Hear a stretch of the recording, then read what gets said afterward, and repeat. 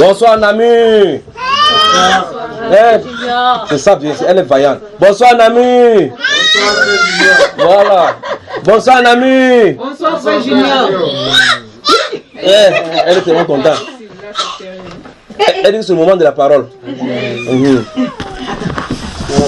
c'est bien. Ouais, c'est bien. Viens là. Ouais. C'est la fille de la parole. Viens là.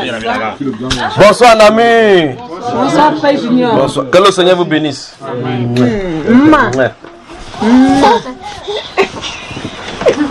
Vous avez vu comment elle a quitté rapidement.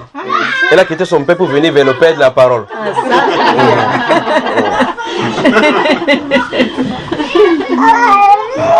Maintenant elle est contente. Alors, que le Seigneur vous bénisse, Qui nous donne la parole. Mais Martine, elle est à l'aise, non? Personne ne pète plus le câble ici ni les plombs. On est à l'aise maintenant. Oui. Elle est remplie de joie. Elle ne sait plus comment faire. Maintenant, elle voit son père, maintenant elle veut se son père. Oui. On va pouvoir travailler avec les enfants, là. Personne ne veut dormir aujourd'hui. Vous pouvez me prendre celle-là, vous pouvez prendre, elle a de démarrer là. Même celle-là qui crie là, elle va dormir tout de suite. Oui, faut bien. Non, pour elle, c'est pas compliqué. Elle crie pour rien, elle dort vite. Non, celle-là, quand elle commence, même les cloches des l'église catholique, ne peuvent pas l'arrêter. Non, elle, c'est Mathilde. Alors, vous avez la parole. Ça va, mon cher frère? Oui, ça va, mon frère. You have the floor.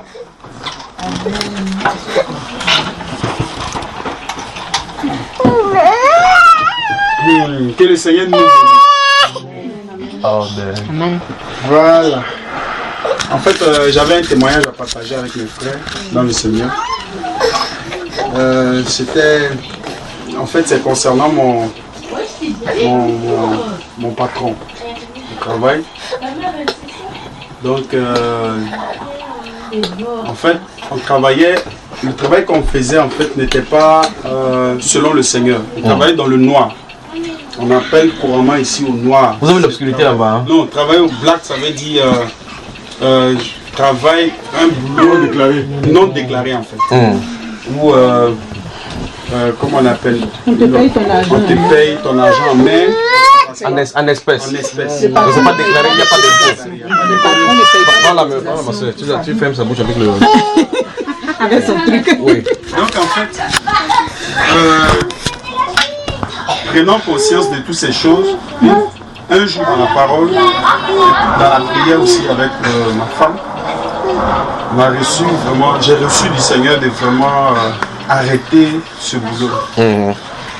Or, moi avec mon patron, il faut dire que depuis qu'on s'est rencontrés, il a eu confiance en moi, parce qu'il a vu que les comptes se font bien, il n'y a pas de ruse dedans, tout est fait honnêtement. Lui fait la ruse avec l'État, mais il ne veut pas qu'on lui fait la ruse.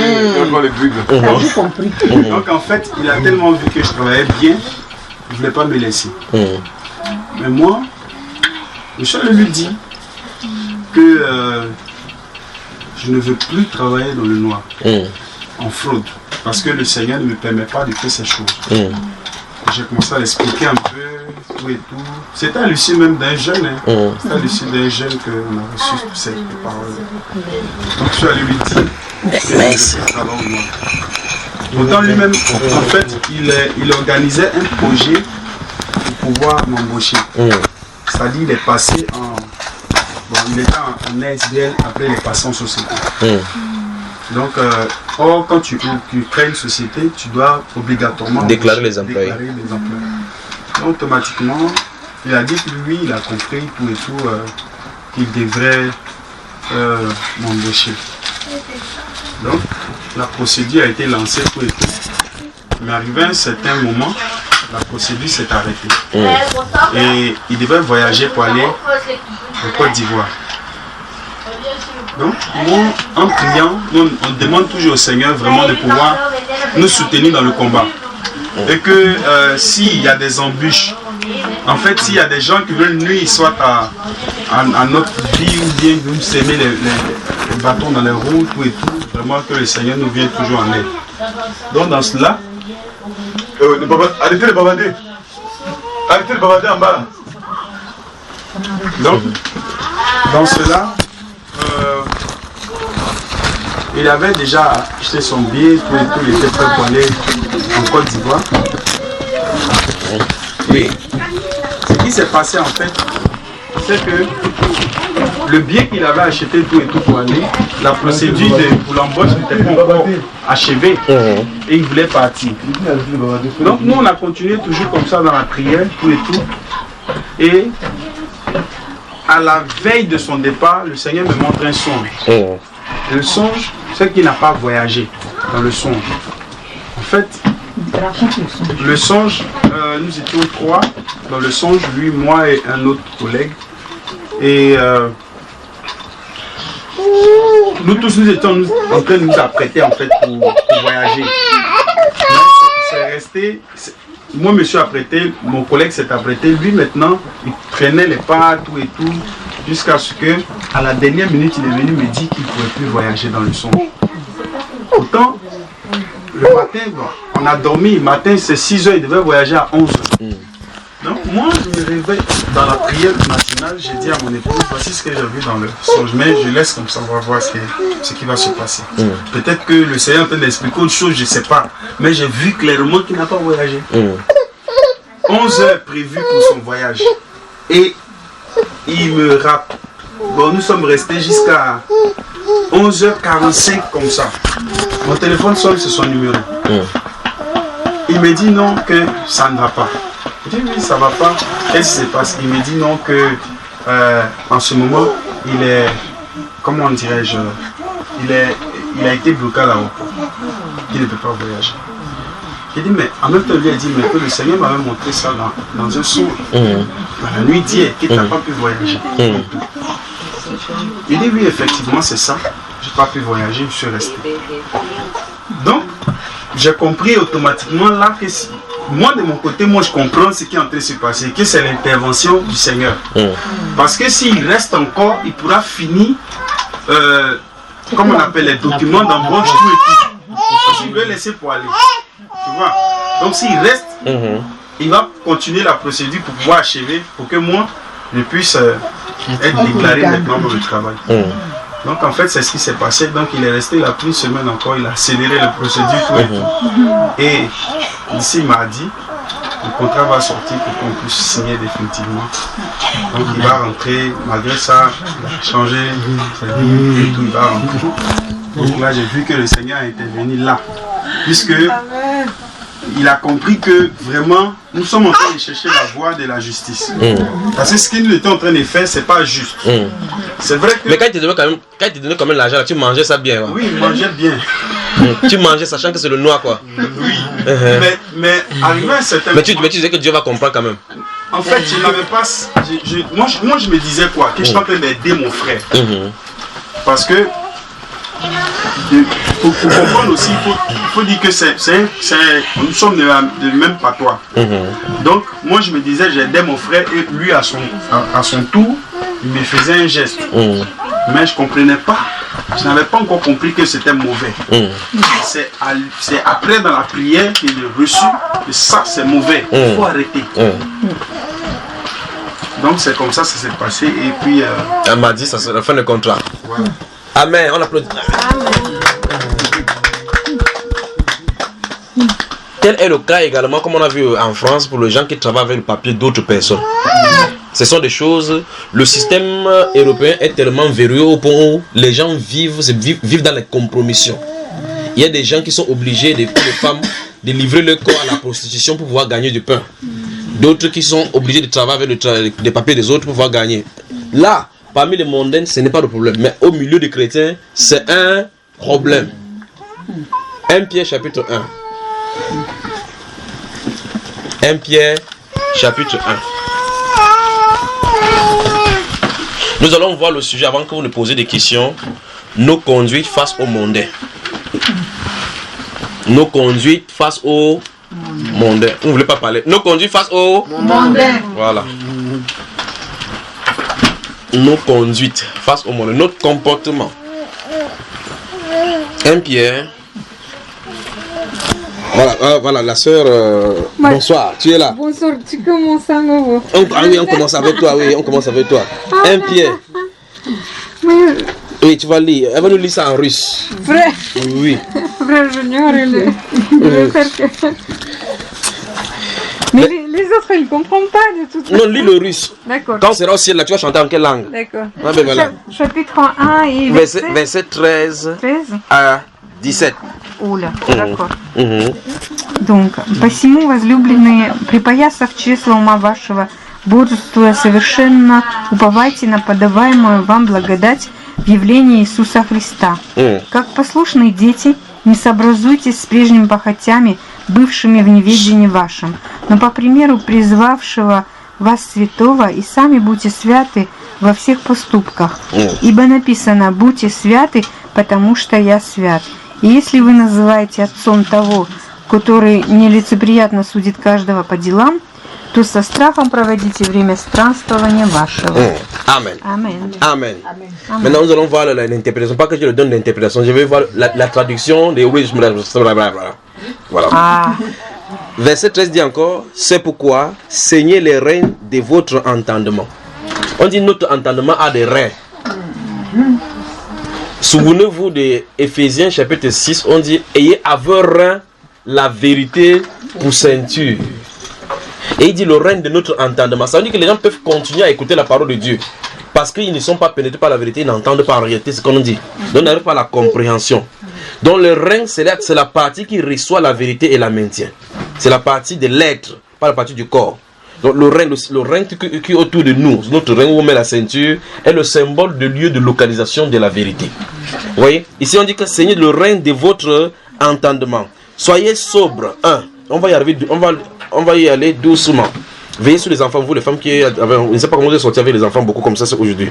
Il dit: soyez sobre et ayez une entière espérance dans la grâce qui vous sera apportée lorsque Jésus-Christ apparaîtra. Maintenant, verset 14. Comme des enfants obéissants. Vous avez vu le mot obéissant, n'est-ce pas? Comme des enfants obéissants, ne vous conformez pas. Voilà un commandement. Ne vous conformez pas aux convoitises que vous aviez autrefois quand vous étiez dans l'ignorance. Non, mais c'est quand même curieux aujourd'hui que les gens vivent dans la religion et se croient que non, Jésus qui va venir, ils vont partir. Et donc, la Bible déclare qu'en réalité, si tu es en Jésus-Christ, si tu vis dans la fraude, ça doit changer. Normalement, tu ne dois plus t'y conformer. Et puis il dit: mais puisque celui qui vous a appelé est saint. La sainteté implique la pureté. C'est-à-dire qu'il n'y a pas de taches d'obscurité. Il dit: vous aussi, soyez saints dans quelques-uns de vos conduites. Non. C'est comment français? Dans toute votre conduite. Toute votre conduite.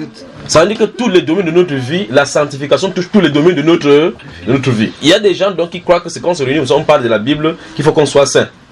Par conséquent, il y a d'autres personnes qui croient que quand on parle dans le réunion de prière, qu'il faut qu'on s'habille bien. Or, la sanctification, c'est un style de vie. La conduite, ça veut dire notre comportement, doivent être imprégnés de la sainteté de Dieu. Et ici maintenant, le Seigneur Jésus-Christ dit quoi? Il dit: soyez saints dans toute votre conduite, selon qu'il est écrit. Parce qu'il est écrit effectivement: vous serez saints, car je suis saint. À plusieurs fois, au moins à 4 reprises. Dans le livre de Lévitique, au chapitre 11, chapitre 19, Dieu va répéter ces choses, ces phrases: je suis saint, vous serez saints. Donc Dieu dit la sainteté. Et quand les sacrificateurs portaient la tiare au-dessus du peuple, le souverain sacrificateur qui se déplaçait devant le peuple, au-dessus de son chapeau c'était écrit sainteté à l'Éternel. Au niveau de son front, au niveau de la tête. Et la tête représente Christ. Donc quand on regardait, on fixait la tête du souverain sacrificateur, on doit comprendre que Dieu veut qu'on soit saint et que sa sainteté nous imbibe. Il dit que si vous invoquez, regardez encore verset 14, comme des enfants obéissants, ne vous conformez pas aux convoitises que vous aviez autrefois quand vous étiez dans l'ignorance. Verset 15.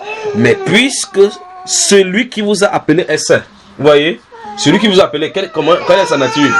Il est saint. Vous aussi soyez saints dans toute votre conduite. Parce qu'en Jésus, il n'y a point de ténèbres. Il n'y a point de fraude.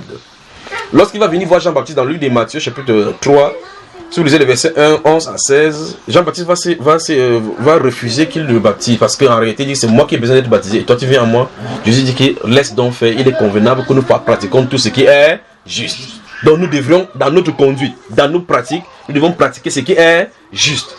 Lorsque vous avez 1 euro et vous entrez dans une tram, vous dites, personne, le contrôle n'est pas passé, je peux sortir sans payer. Posez-vous la question, est-ce que votre acte est juste? Vous devez vous poser la question. Et donc vous devez sortir avec un cœur juste, droit devant le Seigneur. Et c'est ce qui implique le verset suivant. Qu'est-ce qu'il dit? Il dit, et si vous invoquez comme Père celui qui juge selon l'œuvre de chacun. Et vous voyez que l'œuvre de chacun, c'est la mise en pratique de la justice. C'est notre style de vie dans la pratique. Il dit, si vous l'invoquez, si vous croyez vraiment que c'est celui donc là, devant lui qui n'y a pas acception de personne là, qu'il juge selon l'œuvre de chacun. Quand il va t'amener devant la justice, ton œuvre doit passer au creuset de sa sainteté. Il dit donc, sachant que cette personne-là, sans acception de personne, il dit, conduisez-vous avec crainte pendant le temps de votre pèlerinage. Ces seuls passages, ces 4 passages que nous avons lus, c'est suffisant pour travailler jusqu'au matin là maintenant. Parce qu'il faut qu'on parle de la période de pèlerinage. On parle de juger selon les œuvres de chacun. On parle de la conduite sainte. On parle d'invoquer le Père qui juge sans acception de personne. Tous ces aspects-là, il faudrait qu'on parle. Mais parlons donc nos conduites au milieu des païens. Allons au chapitre 4, rapidement. Chapitre 4 de ce même livre-là. Que le Seigneur vous bénisse.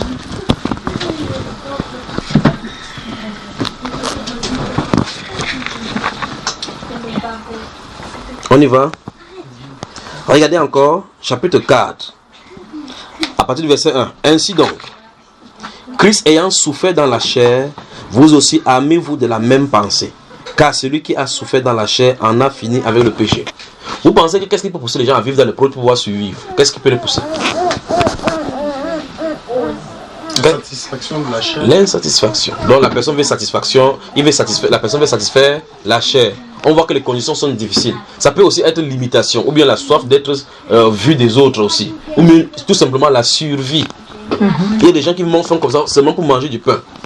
Il y a des jeunes filles qui se trouvent en captivité, elles se trouvent dans la prostitution comme ça, pas parce qu'elles veulent la prostitution, mais parce qu'elle n'a pas de moyens pour s'en sortir. Elle souhaiterait que seulement un homme le prenne comme ça et dit, ma fille, d'autres même font comme ça pour payer les études et payer même leur famille, les études dans leur famille. Mais tous ces alibis-là n'auront pas d'éducation devant Dieu. Parce que Dieu n'a pas donné le corps, elle est claire, est formelle, le corps n'est pas pour le péché, il est pour le Seigneur. Vous voyez? Et vous me suivez, n'est-ce pas? Et par conséquent, personne ne peut dire non, j'ai fait des dons devant mon corps parce qu'il veut soutenir mes petits frères. Ok, demain, si tu meurs, si on t'agresse, tu meurs. Par derrière, tu soutiens nos petits frères. Maintenant, si cette personne se meurt par agression, qui continue à soutenir les petits frères? Vous me suivez, n'est-ce pas? Qui va continuer à nourrir sa maman? Est-ce qu'elle sera là pour nourrir? Donc, définitivement, puisqu'elle ne serait pas là, ça veut dire que tu n'as pas le pouvoir sur quoi que ce soit. Qu'est-ce qu'il faut faire? Il faut que chacun recherche Dieu. Amen. Alors il dit, verset 2, afin de vivre non plus selon les convoitises des hommes, mais selon la volonté de Dieu. Donc si quelqu'un donc a fini avec la chair, c'est-à-dire qu'il a fini avec la vie du péché, il ne doit plus vivre selon les hommes. Et justement, les gens veulent vivre selon les standards du monde. Parce qu'on veut vivre pour plaire aux gens, on va avoir la Jeep, les derniers clips de Hummer, ainsi de suite. Un standard où quand on va venir chez nous, quand on va voir vraiment que nous sommes vraiment bénis, on est en Europe. Vous voyez effectivement. Et rentrer au pays, quand on rentre au pays pendant les vacances, on fait les... Comment vous appelez ça? On passe partout avec les grosses voitures, qu'on sache que nous sommes sortis de l'Europe. Beaucoup viennent comme ça en Afrique pour friter les gens, mais ils ne savent pas, personne ne sait comment ils vivent en Europe. Vous voyez? Vous me suivez mes frères? Nos comportements face au monde. Nous n'avons rien à en vouloir au monde. Nous n'avons rien à faire pour les surprendre, parce que le monde c'est pour eux. Vous me suivez? Et si un chrétien dit qu'il a envie de vouloir user du monde, la Bible dit que ceux qui usent du monde soient comme n'en usant point. Parce qu'en réalité, le monde est pour nous. Mais on ne doit pas se laisser assujettir par le monde. Tout ce qui est dans le monde là, c'est pour notre Père. Mais il nous a dit clairement de façon exprès qu'on ne se laisse pas séduire par ces choses-là. Car tout ce qui est dans le monde, les convoitises des yeux, l'orgueil de la vie ne vient point du Père, mais vient du monde. Et le monde passe et ça convoitise aussi. Mais il dit, mais celui qui fait la volonté de Dieu demeure éternellement. Pour dire quoi? Que toutes ces choses en réalité sont passagères. Il faut se concentrer sur la vie éternelle. Et donc, si on commence à lutter donc avec le monde, parce que dans les églises aujourd'hui on dit que vous êtes prospère, quand tu as beaucoup de comptes en banque, même pas, je suis allé, mon compte a été chargé miraculeusement. Les gens, mais quand ton compte a été chargé miraculeusement, vous pensez que celui qui a le magasin Carrefour là, ton compte dépasse son compte? Vous me suivez? Les gens qui gèrent la SNCB ou SNCF en France là, vous pensez que votre compte peut être plus grand que le leur? Alors la question c'est, si le monde use donc et on sait tous ces grandes sociétés et autres là-bas maintenant, et toi tu as 10 000 euros, tu dis que tu te vends que tu as 10 000 euros. Ça veut dire que Dieu bénit plus les mondains plus que toi alors dans ce cas. En réalité, nous possédons quelque chose que le monde ne peut posséder. Que toute la quantité d'or du monde ne peut pas acheter la vie éternelle en Christ Jésus. Amen. Vous voyez cela, n'est-ce pas? Donc la vie éternelle en Christ Jésus. Vivre dans la sainteté n'est pas donné à tout le monde. Parce qu'il faut que le Seigneur te donne de son esprit pour que tu commences à vivre dans la vie sainte. La Bible déclare donc que, si vous lisez le livre de Luc chapitre 1, verset 75, quand Zacharie a dit que le Seigneur avait promis qu'on sera délivré pour vivre dans une vie de sanctification devant lui. Alors notre comportement vis-à-vis de Dieu dans le monde est important. Il va falloir qu'on reconsidère notre vie maintenant. Que nous comprenions que le Seigneur a déjà maudit et détruit le monde dans sa vengeance. Il n'y a pas de conciliation, de lieu de conciliation entre Dieu et le monde. Parce que le monde est voué pour le feu. Vous comprenez, n'est-ce pas, mes sœurs? Le Seigneur Jésus a dit que je ne suis pas du monde. Et de la même façon, vous n'êtes pas du monde. Si vous étiez du monde, le monde aimerait ce qui est à lui. Et par conséquent, si quelqu'un aime le monde, l'amour du Père n'est point à lui. Vous ne pouvez pas, nous ne pouvons pas être en même temps, nous ne pouvons pas être polygames. C'est la prostitution. Ou bien notre cœur aime directement le Seigneur. Et le Seigneur nous donne selon son bon plaisir les choses qui sont du monde, qui sont nécessaires pour nous. Gardez-vous à l'esprit ces mots, nécessaires pour nous. Ou bien nous sommes dans le monde en nous faisant, trompant nous-mêmes, pas de raisonnement en disant que nous servons effectivement le Seigneur. Et donc les gens justement, comme le cas du frère qu'il en a dit là, il dit que je me disais que j'aidais plutôt mon frère. Donc vous voyez la pensée qui lui vient. Il dit qu'il se disait que comme c'est le frère du village, on parle le même village, je l'aide seulement. Mais le problème c'est que si ce frère ne me donne pas le salaire, il va dire que tu ne me donnes pas le salaire. Parce qu'en réalité ce n'est pas de l'aide. Donc qu'est-ce qui se passe en réalité? Ce qui se passe en réalité c'est qu'il faut trouver des connotations pour essayer de cacher et voiler le péché, l'état du péché. Et c'est ce que Satan fait avec nous. Chaque personne, c'est comme j'ai pris le cas de la prostituée là. Quand une fille va faire la prostitution pour pouvoir nourrir ses parents, il va dire que c'est parce que nous sommes dans une famille pauvre que je suis en train de faire ça. Il est plus pauvre que Gédéon. Il est plus pauvre que la tribu de Manassé. Vous me suivez, n'est-ce pas? Donc, sa justification n'aura pas de place devant le Seigneur. La Bible déclare que le Seigneur est né à un jour où il n'y a même pas d'abord le truc pour acheter le frère. C'est le pigeon qu'on a, le pigeon frère. Ça a fait que Marie pas vivre dans la prostitution pour aller payer sa offrande. Vous voyez que ça n'a pas de sens. Donc, aucune justification pour vivre dans le péché ne peut marcher devant le Seigneur. Personne ne dira que non, c'est parce que mes enfants n'allaient pas à l'école. Dieu n'a pas dit qu'avec l'école, l'enfant sera sauvé. Il a dit que tu donnes la bonne éducation à l'enfant, il n'a pas dit la bonne instruction comme de l'école. Vous voyez, donc ça veut dire que si tu peux te livrer à la prostitution. Il y a même des femmes qui ont perdu leur mari, qui commencent à vivre avec le mari d'autrui. Ils disent qu'elles font comme ça pour pouvoir nourrir, parce que mon mari est mort, il n'y a pas de choses à la maison. Mais la Bible nous présente dans 1 Roi chapitre 4, une femme qui, son mari était un fils des prophètes. Il était mort. Le seul héritage qu'elle a laissé à sa femme, c'est les dettes.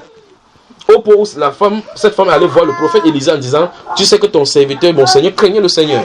Ouais, c'est là l'Éternel. Et il est mort, et le créancier veut venir prendre et moi et mes enfants pour nous livrer à l'esclavage. Il dit: femme, qu'as-tu à la maison? Cette femme s'est allée chercher le serviteur du Seigneur, donc il allait vers Dieu pour trouver la solution. Et pour aller se livrer à la prostitution, pour pouvoir payer les dettes, mais elle allait vers Dieu. Elle a dit qu'il y a une quantité d'huile qui se trouve à la maison. Et l'homme de Dieu lui a dit: ok, va demander au dehors de grandes quantités, des quantités de vases vides. Et entre, fais chez toi. Il dit: n'en demande pas en petite quantité. Entre là-bas. Et verse de cette huile-là. Quand tu vas finir verser, vendre. Et paye la dette, ce qui va rester suivi. Cette femme est devenue maintenant la première industrie de production de l'huile là-bas en Israël. Parce qu'elle a cherché le Seigneur. Oui, elle n'a pas cherché la voie de détournement. Vous me suivez, mes chers? Alors, il n'y a aucun comportement parmi nous. La Bible nous déclare de façon expresse qu'on doit être saint dans toute notre conduite. Posons-nous une question. J'entre dans le bus, je prends le train, je vole les impôts, je me détourne de l'autorité, je viole le feu de signalisation. Suis-je en train de marcher d'après la justice? Est-ce que mon comportement est sain? Pendant qu'un mondain vole comme ça, là, on l'arrête, on te vole. Vous êtes dans la cellule de prison. Vous causez de quoi? Tu vas lui dire: Jésus est bon.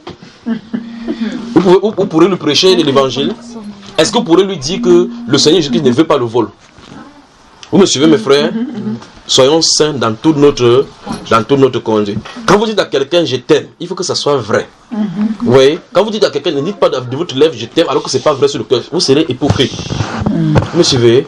Alors ici, la Bible nous dit que quand on ne doit plus vivre selon la convoitise que nous avions dans des hommes, que nous avions dans le standard humain. Quand nous sommes dans le monde, notre style de vie, le standard est déplacé dans la volonté de Dieu. Le Seigneur Jésus-Christ dans Matthieu chapitre 7 au verset 21 et 22 va dire: pas tous ceux qui me disent Seigneur, Seigneur entreront dans le royaume, mais celui-là seul qui fait la volonté de mon Père qui est dans le ciel. Donc il faut qu'on vérifie si dans notre comportement nous marchons d'après la volonté de Dieu. Et donc la volonté de Dieu est de façon explicite dans la Bible dit qu'on ne doit pas marcher selon les convoitises du monde. Et nous pouvons être sûrs à 100% que si nous marchons d'après les convoitises du monde, nous allons vivre dans les compromissions. Et la Bible est pleine et fourmille des exemples de croyants qui ont marché en marge du monde en tenant ferme et Dieu les a bénis. Je crois qu'hier ici nous avons vu le cas des sages-femmes d'Égypte, qui avaient reçu pour ordre de faire tuer les enfants des Hébreux. Nous avons vu ça ici. Et nous avons vu comment ils ont tenu ferme. Ils n'ont pas voulu se conformer à la loi qui était sédentaire là-bas. Et Dieu les a bénis parce qu'ils ont craint l'ordre de Dieu de ne pas tuer. Amen. Nous avons épluché le cas d'Abednego, Shadrach et Meshach, le cas de Daniel, le prophète, qui devait être jeté dans la fosse au lion, n'est-ce pas? Ouais. Frère, que ferons-nous aujourd'hui avec le Saint-Esprit vivant au milieu de nous? La Bible déclare, et si vous invoquez comme Père, c'est lui qui juge selon les œuvres de chacun sans acception de personne, conduisez-vous quoi? Avec crainte. Soyez saints dans toute votre conduite. Donc tous nos actes doivent être les actes de sainteté. Quand tu ris avec quelqu'un, ça doit être un riz saint. Quand tu sers du café aux gens, ça doit être saint. C'est pour cela que même au milieu de l'église, même ceux qui devaient être servis de la nourriture aux gens devaient être baptisés du Saint-Esprit. Donc pour servir le café, il faut que ça soit le Saint-Esprit qui de servir le Saint-Esprit le café. Amen. Amen. Soyons saints dans toute notre conduite. Amen. Continuons la lecture. Verset 3. Nous sommes dans le livre de 1 Pierre chapitre 4. C'est assez, en effet, d'avoir dans le temps passé accompli la volonté des païens. Vous voyez, dans notre marche avant, on en a tellement vécu selon le monde. Quand tu pars en boîte de nuit, en réalité, vous ne savez pas pourquoi vous allez en boîte de nuit. Si vous posez la question, vous allez en boîte de nuit faire quoi là-bas? Vous ne pouvez pas savoir. Un train vous y amener seulement. Vous demandez à un jeune garçon, à une jeune fille là, ton petit ami, tu appelles petit ami là. Tu cherchais quoi derrière les filles d'autrui? Tu cherchais quoi? Ok, c'est ta petite amie. Pourquoi une petite amie? Pourquoi pas grande amie? Vous voyez cela? Parce qu'on était, c'était la mode. Tu demandes à quelqu'un, ok, tu dis ma passion, je suis un fanatique de football. Tu cherchais quoi derrière? Il ne peut pas vous dire. Pourquoi? Parce qu'on a seulement trouvé, ça nous entraîne seulement. Et la Bible déclare que nous étions tous dans ce même train là. Chacun pousse sa part dans son compartiment. Comme vous entrez dans différentes voitures, wagons de train là. Tu es au wagon numéro 6, l'autre wagon numéro 7. Wagon numéro 6 c'est pour les homosexuels. Wagon numéro 7 c'est pour les anciens braqueurs. Ça vous entraîne seulement, mais la locomotive est contrôlée par Satan, il nous entraîne comme ça en enfer. Dieu pipe un là-bas dans le wagon des homosexuels. Il pipe un de l'autre côté là-bas dans le wagon des manqueurs. Il pipe un là-bas dans le wagon des divorcés. Vous voyez? Il nous réunit, il fait pour qu'on soit saint. Et donc il dit qu'on doit plus rentrer dans les trains là. Alors la Bible déclare ici, c'est assez en effet d'avoir dans le temps passé accompli la volonté des païens en marchant dans la dissolution, virgule, les convoitises, virgule, dans la dissolution, les convoitises, l'ivrognerie, les excès de manger et de boire, vous voyez les fêtards et les idolâtries criminelles. Aussi, trouve-t-il étrange que vous ne vous précipitiez pas avec eux dans le même débordement, donc des débauches. Donc, si vous êtes convertis de la même façon, les entourages, la Bible nous dit que les gens avec qui vous viviez dans le monde vont trouver étrange que vous ne vous livrez plus de la même façon comme eux dans le débordement du péché de ces choses-là, de la débauche. Qu'est-ce qu'ils vont dire? La Bible déclare, ils vous calomnient. Maintenant, ça veut dire que normalement la vie chrétienne authentique, la vie d'un chrétien qui est saint, c'est un vue tranchant contre le péché. Et par contre, si tu es tranchant contre le péché, ça va vous attirer l'inimitié même de ton entourage, dit la Bible. C'est ce que la Bible dit là. L'inimitié avec l'entourage, c'est parce que les gens que tu connaissais comme amis avec les choses du monde, la position que tu vas prendre droit devant le Seigneur va amener les calomnies. C'est ce que la Bible déclare. Mais donc, si vous dites que vous êtes utile au Seigneur, vous avez été converti, et que votre entourage continue à vous aimer de la même façon, mes frères, mes soeurs, vous devez vous poser des questions. Vous devez vous poser des questions. Vous avez changé de certains aspects de la mentalité, vous n'êtes pas converti du cœur. Parce qu'il n'y a pas de conversion authentique sans abandon des idoles. Il n'y en a pas. Et Dieu seul sait combien d'idoles nous avions. Si tu n'es pas converti, si tu n'es pas croyant, tu as des centaines d'idoles, sinon pas des milliers, qu'on a glané ça et là dans le monde. Et donc, la conversion authentique pousse à abandonner ces idoles-là pour servir le Dieu vivant et vrai. Et donc, la conversion authentique de Dieu implique automatiquement séparation. Et si tu te sépares, les objets de goût, vos fréquentations vont changer. Et si ça change, ça va avoir des implications claires sur ton entourage. Et donc, ils vont vous calmer, ils vont se réunir avec ces garçons-là. Je crois qu'il est entré dans les églises qu'on lave les cerveaux là. On veut faire le lavage des cerveaux. Vous voyez, quand tu parles n'importe quoi, tu entends seulement Alléluia. Amen. Alléluia. Amen. Le Joe là, on ne peut plus discuter de football avec lui. Quand tu fais n'importe quoi, il sort les versets bibliques. Je crois qu'on a lui à laver le cerveau. Frère, si on dit ça, sache que tu es sur la bonne voie. Mais si c'est toi qui es là-bas, tu discutes en disant que tu connais les records, le football le plus payé du monde, c'est que tu es dans le filet méchant de l'ennemi. Ça n'a pas changé. Parce que la Bible déclare quand on ne se livre pas dans cette différence de généalogie et autres là-bas qui ne servent à rien. Ça ne sert pas à l'avancement de l'œuvre de Dieu. Amen. On continue ici. On continue. On y va. Aussi, trouve-t-il étrange, verset 4 encore, que vous ne vous précipitiez pas avec eux dans le même débordement de débauche et ils vous calomnient. Puis la Bible déclare, ils rendront compte à celui qui est prêt à juger les vivants et les morts. Verset 7. La fin de toutes choses est proche. Ça, c'est la personne qui a créé les cieux et la terre qui annonce ainsi. La fin de toutes choses est proche. Courez vite pour construire chacun son immeuble afin de vivre bien sur la terre. Amen. Il y a ça dans ta version, ma soeur. Tu as vu la fin de toutes choses est proche. Il y a ça là-bas. Oui. Courez vite pour construire chacun son immeuble. Oui. Ouais. Et puis, oui. Non, mais pas mes meubles. Il n'y a pas d'immeuble là-bas. Attends, lis ta version russe là-bas. Allons-y. Итак, будьте благоразумны, будьте в молитвах. Oui. Soyez veillez dans les prières. Donc il a dit plutôt qu'on veille à la prière. Oui. Veillez dans le... Enfin, je ne sais pas traduire. Soyez sobre. Oui, sobre et veillez dans les prières. Dans la prière. Donc, la personne qui a écrit la Bible nous dit que comme la fin des choses est proche, il faut qu'on travaille trop pour gagner beaucoup d'argent. C'est ça, non? Non, non, pas du tout. Qu'est-ce qu'il lui dit? Que la fin est proche et que tout le...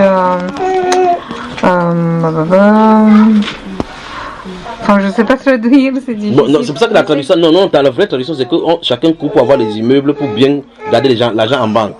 Parce que la fin des choses est proche. Non, ici il n'y a pas de... Il n'y a pas de fin de construire des immeubles là-bas. Non. Lis encore à haute voix, voir le verset 7 là. Ben, c'est... Ils disent qu'enfin... Non, lis en russe. Впрочем, близок всему конец. Итак, будьте благоразумны и быстрите молитву. Il bosse sur le c'est pas l'immeuble. Non, mais il n'y en a pas. Il n'y a pas l'immeuble. Alors, qu'est-ce que le Saint-Esprit nous instruit ici? Vous voyez? Le Saint-Esprit nous instruit que, comme on doit être au courant que le monde est en train de courir à sa perte, non seulement il nous donne cette information que le monde n'a pas. Puisqu'ils font les projets sur 50 ans. Ils font les prévisions sur 2500 ans. Ils font les projets, mais ils programment comme si c'était Dieu. Mais Dieu, lui, il a dit que la fin du monde est proche. Nous qui avons la connaissance de la vérité, il nous dit ce qu'il faut faire. Vous voyez, dans un autre passage, il dit rachetez le temps. Amen. Rachetez le temps. Vous voyez cela, n'est-ce pas? Mais il dit soyez sobre. Veillez. C'est pas ça? La fin de toutes choses est proche. Soyez donc sages et sobres pour vaquer à la prière. Mais quand quelqu'un lit comme ça, là, il sort plutôt très tôt pour vaquer à la recherche d'argent. Donc, quand il lit dans sa version, il dit la fin du monde est proche. Courez derrière l'argent rapidement. Bon, alors je pose la question. Est-ce que nous vaquons à la prière? N'est-ce pas plutôt le contraire aujourd'hui? Combien à ce temps-ci, nous devons plutôt vaquer à la prière, mais nous sommes en train de nous concurrencer plutôt avec le monde. Nous voulons tellement avoir le standard du monde ou bien on veut remplir nos poches pour pouvoir vivre comme le monde. Alors, je vous pose la question, faisons un acte maintenant et posons-nous des questions simples. Supposons, nous sommes, c'est samedi ou c'est dimanche aujourd'hui? Samedi. Nous sommes samedi. Supposons que le Saint-Esprit se présente ici en personne. Il dit, mes enfants, demain soir à 20h, ce sera la fin. Je viens vous chercher sur la terre. Mais frère, qu'est-ce que vous feriez? La repentance. Je veux que chacun réfléchisse pour sa part tranquillement. Moi, il faut qu'il me réfléchisse. Parce que j'ai Emmanuel là, j'ai Josué qui est laissé au pays. J'ai ma femme ici. Et même quand tu auras ta femme, tu vas voir effectivement que tu ne dois plus penser à ta femme à ce moment-là. C'est chacun pour soi. Les petits secrets des péchés que tu as cachés en toi, ça va sortir à ce moment-là. Ouais, pas vrai? C'est que chacun va passer, aller s'enfermer quelque part pour pleurer pour sa part. Ouais. Que Seigneur, peut-être il y a une petite chose qu'il avait cachée. Et même s'il y a l'argent dans le compte en banque que tu as gagné avec fraude, même si tu ne sais pas que c'est la fraude, tu vas seulement chercher la personne à rembourser l'argent rapidement. N'est-ce pas mes frères? À moins que vous soyez au moins... Il y a des gens, vous savez, il y a des gens qui vont dire que quand l'allemand va avoir lui, il va passer dans les maisons des riches pour voler l'argent. Pour ramasser les vidéos, les DVD. Mais tu auras l'argent, tout le monde, si tout le monde part, tu vas faire quoi avec l'argent? Tu vas croquer l'argent? Vous comprenez ce que ça nous dit, n'est-ce pas? Alors réfléchissez encore une fois de plus. Le Saint-Esprit se présente ici maintenant, c'est samedi. Il dit, mes enfants, préparez-vous demain dimanche, 20h, ça sera la fin. Je vous enlèverai de la terre. Pour ceux qui seront préparés, vous ferez quoi avec toutes les richesses? Tous les projets, tout ce que vous avez caché, qu'est-ce que vous ferez? Ou mieux encore, quelles sont les dernières choses sur quoi vous concentrez-vous? Faites-moi le bruit là-bas, faites-moi le bruit. Tu comprends, Martin? Ce que je te dis, c'est que si le Seigneur te dit là maintenant. Mais je sais, j'allais dire une bêtise. Tu as compris ce que j'ai dit? Ok, maintenant je te pose la question directement à toi parce que tu es en face de moi, de façon diagonale. Si le Seigneur dit demain c'est la fin du monde, prépare-toi. Comment tu vas te préparer? Qu'est-ce que tu vas faire? Tu ne sais pas. C'est très grave. Tu vois? C'est très grave parce qu'il a dit qu'on soit sage et sobre. Ça veut dire que si quelqu'un comprend ces versets, il se lit plutôt dans la recherche d'argent, cette personne-ci est un insensé. C'est quelqu'un qu'on a dit que mon cher ami, le bateau est en train de couler. Porte ton gilet de sauvetage rapidement pour qu'on se prépare à se jeter à l'eau. Il dit que non, il faut qu'il me prépare. Je sais, on va voir le bateau si Dieu peut faire que. Vous voyez, n'est-ce pas? Alors, ça veut dire quoi en clair? Il faut que chacun soit préparé parce qu'on ne sait ni le jour ni l'heure. C'est plus de 2000 ans qu'il a écrit que la fin de toutes choses est. Faites-moi le bruit là-bas. C'est quoi? C'est qui? C'est fait tard. C'est qui? Aurélie. Aurélie. Aurélie, qui s'assoit ici? Et aussi Alexia. Oui, le garçon, dis au garçon là, le grand, de les contrôler, qui ne parle pas. Si les enfants ne bavardent, il fait les pommes. Il sera obligé de les contrôler. Chaque bavardage, il fait 10 pommes. Chaque bavardage, il fait 10 pommes. Il sera obligé de les contrôler. D'accord? Donc il a reçu l'autorité en tant que droit d'aînesse. On continue. Alors pensez-y un instant. Pensez-y un instant que le système du monde que vous voyez, les trains que vous avez prendre chaque fois, les programmes que vous sortez chaque fois, pensez-y qu'un de ces jours, sans avis, sans préavis, le Seigneur va entrer en action et arrêter tout ce système. Pensez-y. Et celui donc qui va arrêter cela par la puissance dont il a de s'assujettir toutes choses, t'informe, toi et moi, d'être sage et sobre pour aller dans la bonne orientation. N'est-ce pas ce qu'il a dit? Vous êtes avec moi là? Quelle est la chose que tu feras en dernier lieu? Diras-tu à ton époux ou bien à ton épouse que chérie je t'aime pour une dernière fois? Feras-tu un dernier bisou? Une dernière blague? Iras-tu encore au travail même? Est-ce que vous courrez rapidement pour aller au travail très tôt quand vous allez? Vous ferez quoi? C'est Irena. Si le Seigneur te dit que demain dimanche il vient là, qu'est-ce que tu vas faire? Tu vas partir au travail demain? Je commence à paniquer. Tu vas commencer à paniquer. Maintenant tu vas commencer à paniquer. Tu paniques pourquoi ma soeur? Non, pas maintenant. Ok. Comme tu dis, je ne sais pas quoi faire alors. Je l'ai dit aussi. Mais je ne veux pas travailler. Comme toi aussi? Mais moi, pour rigoler un peu, je m'appelle Glace. Je rigole. Tu vas rigoler? Mais non, je ne vais pas rigoler. Je veux dire, je rigole. En une seconde, manger une glace. Ok. Non, c'est pour rigoler. Ah oui, c'est pour rigoler. C'est que tu vas aller prendre une dernière glace quoi? Bon, maintenant dis-moi. Je ne sais pas moi. Si le Seigneur vient te dire que je viens demain, que feras-tu? Je vais peut-être prier. Tu vas prier? Sur mes genoux. Ah, tu vas prier sur tes genoux. Est-ce que demander pardon à quoi? À tout. Et l'heure du travail arrive, tu ne pars pas au travail? Je ne sais pas, peut-être je dois travailler. Comment tu vas aller travailler un peu? Non, je ne sais pas. Et maintenant, là, si tu ne travailles pas, moi, c'est dimanche. Et c'est le dernier jour du travail, quand tu vas travailler, on va te conformer en CDI. Mais tant pis. Tant pis, hein. Bah oui. Mais nous sommes samedi, donc lundi tu vas aller au travail. Lundi, oui. C'est lundi tu vas aller au travail. Mais le verset 7 a dit quoi là-bas? Tu dis c'est demain. Mais tu dis que si c'est demain. Oui. Mais si c'est lundi, je ne sais pas. Oui, bon, maintenant. Le verset il dit qu'il faut qu'on. Je ne sais pas dire en français, rester dans les prières. Comme rester dans la prière, mais voilà, lundi tu vas aller au travail, tu vas faire comment? Ah non, mais je ne vais pas travailler. Alors. Donc lundi tu ne vas pas travailler? Non. Et tu vas payer dans ta maison comment? Tu vas manger comment? Mais je crois au Seigneur. Ah, mais depuis tu ne crois pas au Seigneur? Si. Non, mais c'est vrai, enfin, je ne sais pas. Vous voyez? En réalité, le Saint-Esprit veut dire, quel qu'en soit l'endroit où on se retrouve, il faut que notre cœur soit connecté au Seigneur. Dieu n'a pas dit à quelqu'un d'arrêter le travail. Ce qu'il a dit ici, ce n'est pas pour dire, on se peut rester sur pas vous prier, on ne pas vous prier. Parce que dans sa venue qu'il dit dans Matthieu, il a dit que quelqu'un sera dans le champ, un sera pris, l'autre laissé. Pourquoi il va prendre quelqu'un dans le champ? Dans le champ, il sera en train de travailler. Oui. Tu vois, l'autre, il dit que parmi deux femmes qui sont dans les mots de la moule, ils vont faire comme ça, l'autre tape, vous savez quand on moule là, on tape. Peut-être c'est l'autre qui a le cœur là-bas, c'est une directrice de Congosa, alors que l'autre est en train de méditer seulement, le Seigneur est bon, le Seigneur est bon. Ah, la personne sera prise et puis l'autre va rester là. Tu vois ça? Oui. Donc, même tu peux fuir ton travail et tu t'enfermes dans ta maison, tu pries toute la journée, les gens sortent, ils sont enlevés dehors, tu restes là-dedans, continue à prier. Ah oui, c'est vrai.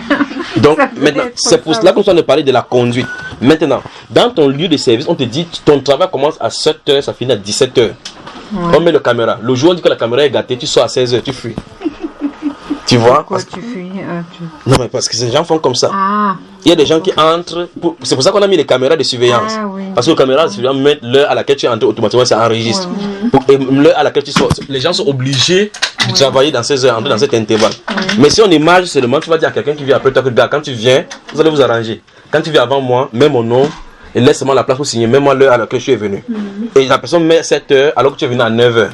Non, mais c'est un mensonge. Mais c'est un mensonge. C'est pour ça qu'on a dit qu'on doit se comporter dans toute notre conduite d'être saint. D'accord?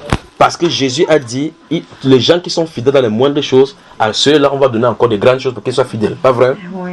Et donc maintenant, la Bible déclare que si vous avez été infidèles dans les choses du monde, qui vous confie dans les choses du royaume. Alors, même si nous sommes travailler dans les choses du monde, la Bible déclare que si nous sommes serviteurs n'importe où, qu'on travaille comme si on travaillait pour le Seigneur. Oui. Et donc le travail qu'on t'a donné, il faut que tu saches que tu ne travailles pas pour celui-là, mais pour le Seigneur.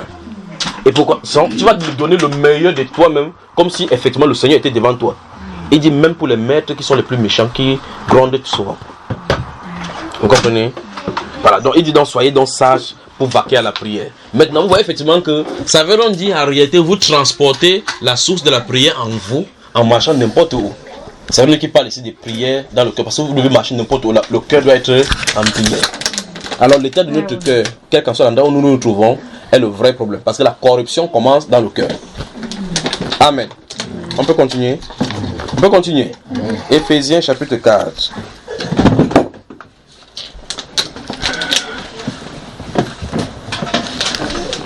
Bonsoir Anamur.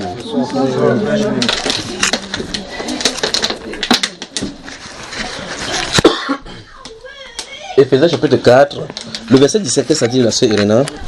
Посему я говорю и заклинаю Господом, чтобы вы более поступали, как поступает прочий народу, по суетности ума своего. Voilà, dis-nous ce que ça veut dire en français.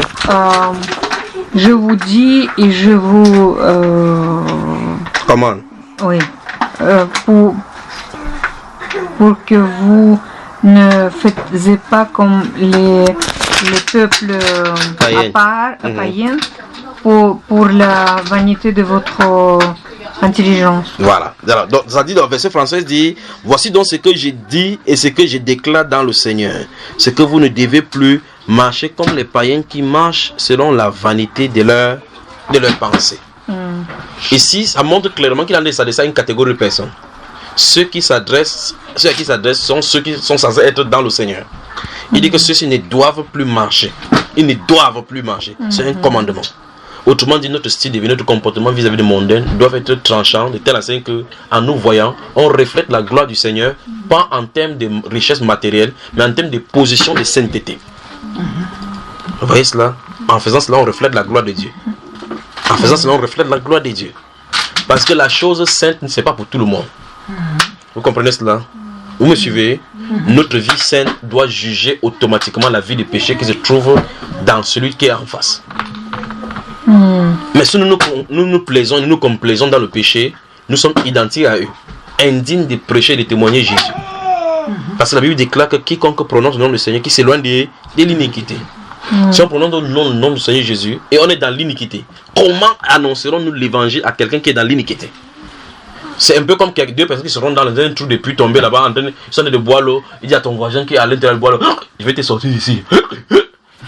Vous voyez, ça n'a pas de sens, pas vrai? Oui, toi et lui, vous êtes dans le même trou, tu dis que tu vas le sortir comment? Parce que, voilà, exactement c'est cela. Dans ce Matthieu chapitre 6, le Seigneur dit que comment peux-tu dire à ton prochain, laisse-moi ôter la paille qui est dans ton œil alors que tu as la poutre dans le tien? Il dit hypocrite, c'est l'hypocrisie. Parce que tu ne peux rien. Ôte donc premièrement la poutre qui est dans ton œil alors tu pourras voir la paille qui est dans l'œil de prochain. Ouais, les gens portent la Bible aujourd'hui. Ouh, les gens périssent dehors. Allons sur l'eau. Et le jour où tu le prêches l'évangile lui-même, il dit hey, il croyait qu'il était chrétien. Il partait d'en haut. Vous voyez cela? Il partait où?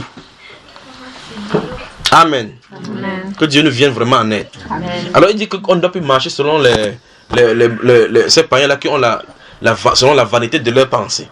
Maintenant, ce sont ceux-ci donc qu'on parle qui ont la vanité de leur pensée. Dans le livre de 1 Corinthiens chapitre 1 et Romains chapitre 1, on dit que ces gens-ci, donc, la sagesse avec les chefs de ce siècle, avec la sagesse du monde, n'ont pas connu le Christ. Et donc, et dans Romains chapitre 1, on dit que ces vantant d'être sages, ils sont devenus fous.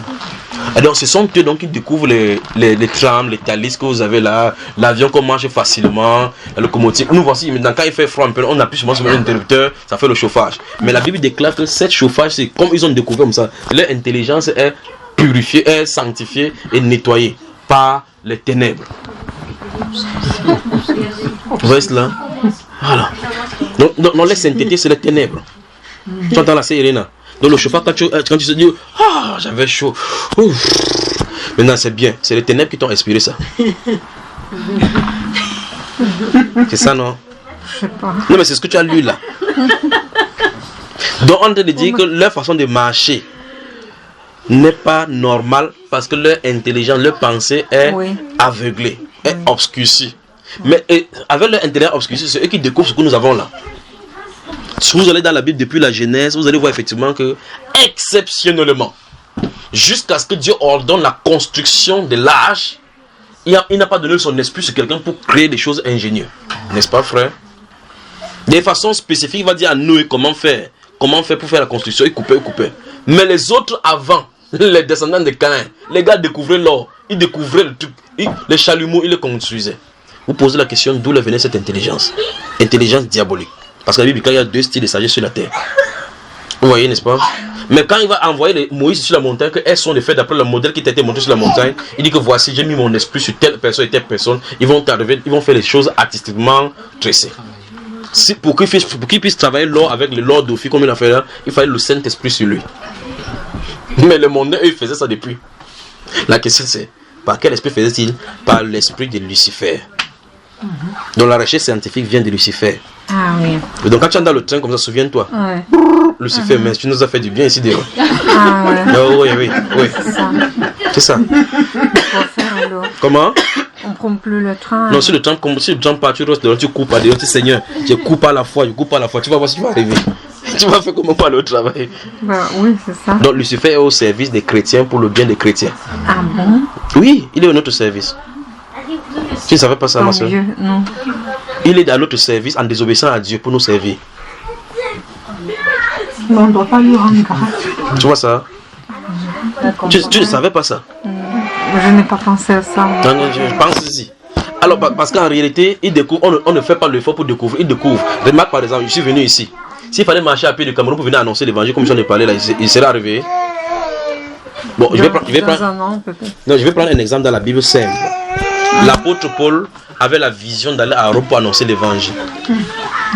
Tu as vu dans la Bible, il a payé le transport pour y aller. Comment on l'a fait pour l'amener? Tu vois ça, ma soeur? Oui, le bateau. Non, il n'a pas payé le bateau, on l'a enchaîné. Ah oui. On l'a enchaîné, on l'a même gardé. Il y avait les gardes du corps pour le mettre dans le bateau, pour l'amener à Rome, pour le juger. Mais qui l'entraînait comme ça, qui pensait faire du mal? C'était Satan qui était derrière. Oui. Mais quand il l'a amené à Rome, l'apôtre Paul a prêché plutôt l'évangile là-bas, pas vrai? Donc, Satan c'est Dieu. Tu vois cela? Il est au service de Dieu. Quand il a inspiré les frères de Joseph là-bas pour qu'ils le vendent là, mais Dieu avait donné le flash à Joseph de ce qui va arriver, mais il n'a pas donné le détail. 11 gerbes qui vont venir se prosterner devant ton gerbe, pas vrai? Mais comment est-ce que Dieu ne peut pas pousser la personne dans le péché? Alors Satan vient insérer, vendons-le. Quand ils le vendent maintenant, ils croient qu'ils sont débarrassés de ses rêves. Mais en faisant comme ça, c'est là où ça commence. Pas vrai? Vous voyez cela? C'est là-bas que ça commence. Donc c'est après que Satan fait comme ça, qu'est-ce qu'il a fait? Donc Satan c'est le serviteur fidèle de Dieu. Il ne rate jamais sa mission. Et vous connaissez sa mission? Sa mission c'est qu'il ne doit pas réussir. Donc il échoue toujours. Voilà sa mission. Donc il réussit toujours ça. Sa réussite c'est qu'il échoue toujours. Aucun des enfants de Dieu n'a jamais vaincu. Quand il voulait faire quelque chose, il se rend compte qu'il était dans le plan de Dieu pour faire. S'il savait qu'en frappant Job, Dieu va multiplier ses bénédictions par des là pour qu'il glorifie encore Dieu, il devait faire. Quand à la fin, quand Job dit, oh, béni soit Dieu le Père, qui m'a multiplié mes bénédictions. Au point où le gars ne se souvient plus de ses anciennes richesses. Satan dit que s'il savait ne pas taper le gars-ci. Vous voyez ça? Il devait le savoir ces petites bénédictions là. Vous comprenez ça, frère? Que Dieu vous bénisse. Oui, tu voulais parler, mon cher? Par là, je suis en train de comprendre encore en profondeur ce que tu es en train d'expliquer par rapport à moi et mon patron. Oui. Il pouvait me laisser, hein? Oui. Il pouvait dire que... Bah, Proverbe chapitre 16, ouvre la Bible. Ouvre la Bible. Que Dieu vous bénisse, que Dieu vous bénisse. Proverbe. Et quand tu vas finir de lire ça, je vais te rentrer encore dans la Bible pour que tu comprennes encore. Proverbe chapitre 16. Tu y es, mon cher? Lis le verset 7. Qu'est-ce que ça dit? Quand l'Éternel approuve les voies d'un homme, il dispose favorablement à son égard même ses ennemis. Tu as entendu ça? Donc il suffit seulement que Dieu approuve tes voies. Quand l'ennemi va vouloir te faire du mal, il se rend compte qu'ils sont en train de te servir. Vous connaissez l'histoire de ce laid garçon qui a épousé la fille d'un roi. Vous connaissez son histoire?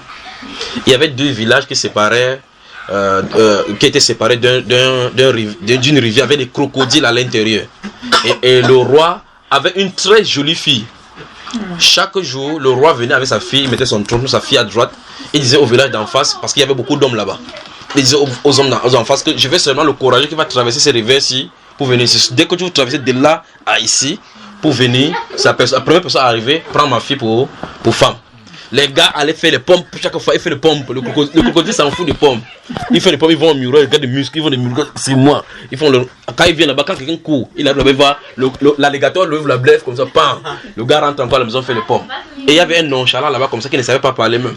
Il venait chaque fois, il vient au bord des rivières. Un jour, les gens se sont réunis là-bas, on dit, hé toi là, si on pense aux gens qui vont épouser la femme du roi, la fille du roi, toi tu es parmi. Vous savez ce qui s'est passé? On l'a bousculé dans l'eau comme ça, que là-bas, on voulait donner ça à manger pour l'alligator. Le gars s'est battu rapidement avec le... Il est tombé là-bas, il est allé sur la terre là-bas. Le roi a dit, bravo, tu es le plus brave parmi les gens. On lui a donné la fille. Qu'est-ce que les gens voulaient faire pour lui? Il est entré là-bas sans courage, il a traversé. Quand les Éternels disposent les voies d'un homme, approuve les voies d'un homme, il dispose même ses ennemis. Vous voyez cela, n'est-ce pas? C'est terrible. Pharaon, qui voulait tuer les enfants d'Israël quand ils naissaient, ironie du sort, du temps en français, c'est lui qui a élevé la personne qui va venir le tuer et enlever les enfants d'Israël là-bas. C'est lui qui a nourri le gars a eu un cadre de vie bien tranquille. C'est chez lui que le fils qui pensait tuer est sorti. Donc il est en train de regarder comme ça, où est le Messie qui doit naître pour enlever les Juifs d'ici. Il va sortir de quelle famille? Le voilà à côté de lui, frère. Vous voyez cela? Regardez Joseph, commandant au point où on l'a accusé, mettre même en prison. Il est venu, Dieu a donné une pensée à Pharaon, donné à Joseph l'explication. Le gars a rêvé, cela a troublé. Joseph a donné l'explication. Il a dit qui peut donc faire autre chose pour que ça s'accomplisse. Il a dit directement, tu es agrégé d'économie. Joseph a quitté de la prison pour être agrégé. Les économistes qui étaient en Égypte, ils étaient partis où? Vous comprenez cela? Où sont des économistes? Vous entendez seulement aujourd'hui que quelqu'un est professeur d'économie, professeur de l'université de Sorbonne, résoudre une équation de famine, il ne peut pas le trouver. Il ne peut même pas faire. Le gars sort sur son moment, il dit que voici, comme tu as vu tes choses, voici ce qui va arriver. Qu'est-ce qu'ils vont faire? Quelle est la solution? Aucun professeur d'économie ne peut trouver la solution. Il dit ok, on prend la récolte, chacun un cinquième, on construit le gagnant, on garde. Comme ça, au temps de famine, durant les 7 ans de famine, on va prendre ces choses-là pour vendre en récolte. De telle façon que les gens ont vendu et que la propriété, qui pète encore le câble, de telle façon qu'en fin de compte, les propriétés vont devenir à Pharaon. Pharaon, qui est un roi païen, a dit, celui-ci, il y a les dieux qui résident en lui. Vous comprenez cela, frère? Alors, quand les Éternels disposent les voies d'un homme, ils disposent même son propre ennemi à leur servir. Mais regardez encore le cas d'Esther. Il y a un homme qu'on appelle Mardochée, il y a Haman de l'autre côté. Mardochée avait fait ce qu'il avait fait, il restait tranquille, il était dans la cour. On traitait les Juifs des renégats. Qu'est-ce qui se passe, frère? Le jour où le roi regardait comme ça, il n'a pas pu dormir, il a dit, mais Mardochée, ce qu'il avait fait quand on rate le coup d'état, qu'est-ce qu'on lui a fait? Il a dit non. Haman, entre-temps, Haman avait pensé, à ce même instant, il pensait aux Juifs. C'est à ce même instant que Dieu crée ces choses-là pour que les conflits restent.